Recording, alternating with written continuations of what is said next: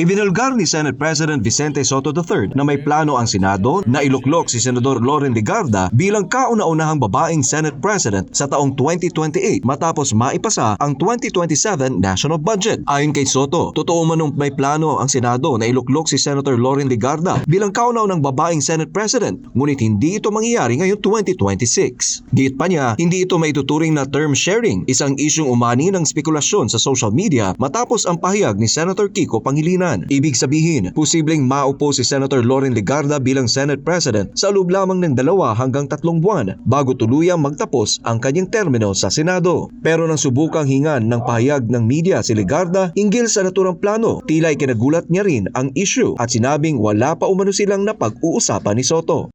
Wala kong ideya, wala kaming pinag-uusapan pa, at don't worry, tatanong ko sa kanya yung katanungan.